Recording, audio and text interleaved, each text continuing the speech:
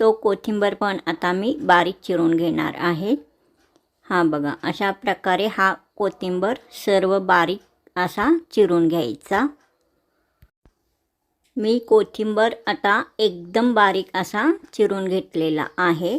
हा बघा, अशा प्रकारे